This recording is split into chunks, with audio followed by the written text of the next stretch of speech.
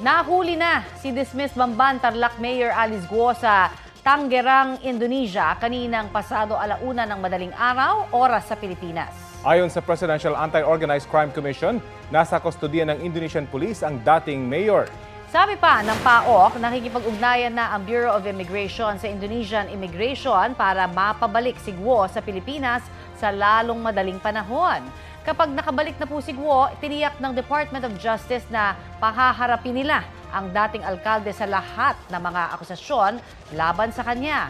Matatanda ang huli pa, wala sa Pilipinas si Guo batay sa mga dokumentong nakuha ng BI sa Malaysian Immigration. Ayon sa kinikilalang kapatid ng dating mayor na si Sheila, palipat-lipat sila ng bangka hanggang makarating sa Malaysia.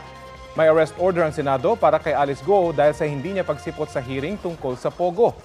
Noong Mayo, inireklamo ng DILG ng Graft si Guo na may kinalaman sa pagkakasangkot umano niya sa iligal na Pogo.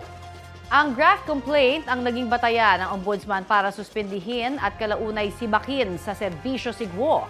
Bukod dyan, nahaharap din si Guo sa mga reklamong qualified human trafficking, tax evasion at money laundering dahil din sa umano'y koneksyon niya sa Pogo.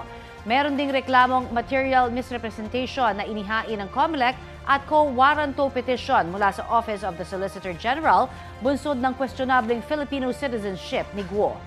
Ilang beses nang itinanggi ni Guo na may kinalaman siya sa mga iligal na aktibidad ng Pogo. Iginiit din niyang Pilipino siya dahil Pilipino raw ang kanyang nanay. Sinisikap ang kunin ng pahayag ng kampo ni Guo kaugnay ng pagkakahuli niya sa Indonesia.